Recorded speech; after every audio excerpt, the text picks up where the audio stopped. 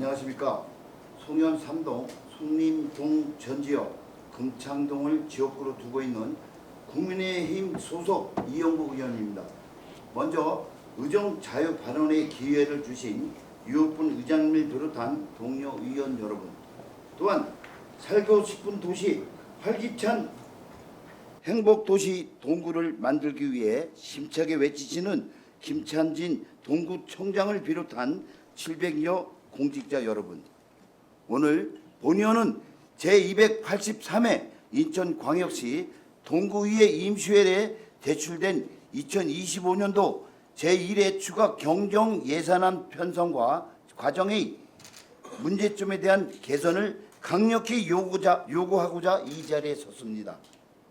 추가 경정 예산안은 국가재정법 제89조 제1항에 사유가 있어 이미 확정된 예산에 변경을 가할 필요가 있을 때 편성하는 예산으로, 일반적으로 추경은 긴급한 재정 소요가 발생하거나 불가피한 예산 변경이 필요할 때 편성하는 것이 원칙입니다. 하지만 근본 임시회를 통해 이 의회에 제출된 추가 경정 예산안에 개정된 목별 예산안을 보면 추경의 원칙을 제대로 지키며 예산을 편성했는지 매우 의심스럽습니다. 우리 군은 매년 4월경에 추경안을 의결 확정해 왔습니다. 그런데 올해는 이보다 한 달 빠른 3월에 추경안이 제출되었습니다. 과연 이러한 조기 추경이 불가피했는지 충분한 검토와 논의 후에 예산을 편성해서 제출했는지 묻지 않을 수 없습니다. 인천시는 5월 중에 일자 추경 예산안을 의결하고 우리 규와 일부 학구 예정인 중구의 경우는 인천시의 예산안을 토대로 6월에 추경 예산안을 의결 확정한다 합니다. 그런데 우리 군은 매년 4월 중에 일자 추경 예산안을 준비하였으나 올해는 한 달 앞당겨서 3월에 서둘러 추경안을 제출했던 이유가 무엇입니까? 이 과정에서 시의 추경 예산안에 맞추어 우리 구 예산에 대한 철저한 검토와 논의 없이 단순히 일정에 맞추어 제출한 것은 아닌지 깊이 우려합니다. 더 큰 문제는 동구의 재정 상황을 고려하지 않은 무리한 예산 편성입니다. 우리 동구의 재정 자립도는 10.7%로 인천시 8개 자치구 중 최하위 수준이며 전국적으로도 재정적으로 열악한 자치구입니다. 즉 자체 재원이 부족으로 중앙정부나 광역자치단체의 재정 지원에 의존해야 하는 구조입니다. 이러한 상황에서 재정 건전성을 고민하지 않은 성급한 예산 편성은 지양해야 할 것입니다. 이번 추경에 개정된 예산안 가운데 대표적인 예를 들면 영세 소상공인 경영회복지원금 16억 원입니다. 예산의 편성 취지는 본 의원도 공감할 수 있었습니다. 그러나 단기적인 일회성 현금 지원만으로 지역 경제가 활성화될 것이라는 기대는 너무 안일합니다. 예산은 반드시 지속 가능하고 실질적인 효과를 가져올 것이라는 이라고 판단되었을 때 편성하여 사용되어야 합니다. 단순히 돈을 나누어 주는 것만으로 지역의 경제가 살아난다면 이미 동구는 경제적으로 가장 번성한 지역이 되었을 것입니다. 하지만 현실은 그렇지 않습니다. 우리 구에 소재한 소상공인을 도와 지역 경제를 살리기 위해 추경 예산을 편성하고 일정 금액을 일회성으로 지급한다면 반짝 효과는 나타날 수는 있을 것입니다. 그렇지만 진정으로 구 차원에서 소상공인을 돕겠다고 한다면 단순히 일회성 지원으로 그칠 것이 아니라 실질적으로 도움이 되도록 장기적인 안목에서 지방 정부의 저금리 대출 지원, 창업, 경영, 컨설팅 확대, 판로 개혁 지원 사업의 해결책을 고민하고 마련해서 구의 시책을 적극적으로 홍보해야 할 것입니다. 또한 한정된 재원을 반짝 효과를 위해 사용하기보다 실질적인 효과를 극대화할 수 있는 방안을 고민해야 할 때입니다.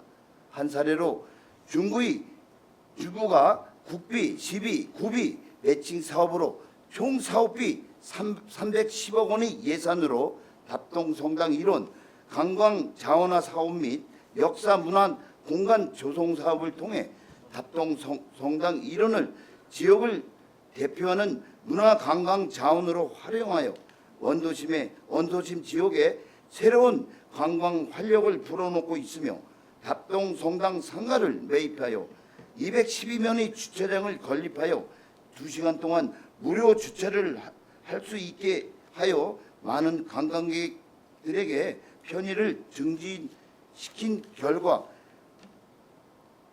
신포 국제시장의 활성화를 통해 주변 상권의 매출 증대와 지역의 교통 주차 환경 개선을 통해 상인들의 매출도 많이 향상되고 관광객 유치와 지역의 주변 환경이 많이 개선되어 상당히 큰 호응을 받고 있었습니다. 본 의원은 좋아하는 모습을 보고 우리도 어떻게 해야 할지는 무언가 가슴에 느껴지게 됐습니다.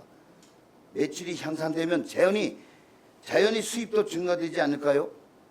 일회성 지원보다는 장기적인 안목으로 숙고하고 추진해야 한다는 일례라고 볼 수 있습니다. 더욱이 우리 동구는 내년에 제물포구 출범을 앞두고 있습니다. 행동구역 개편이라는 대전환기를 맞이한 지금 예산 편성은 더욱 신중하고 전략적으로 이루어져야 할 것입니다. 하지만 현실은 어떻습니까?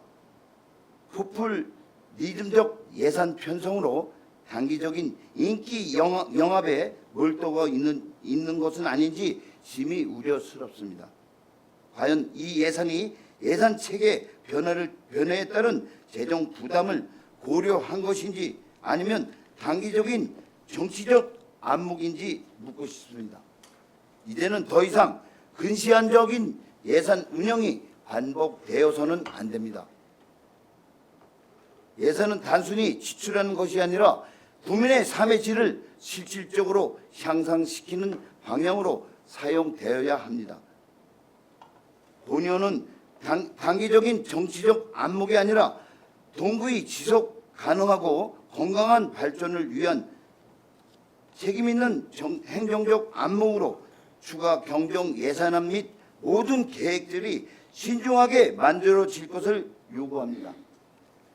추가 경정 예산안은 물론 모든 예산은 뚜렷한 사업의 목적과 시기성, 효율성, 타당성과 집행의 효과 등의 철저한 분석과 검토를 거쳐서 신중하게 편성해야 할 것입니다.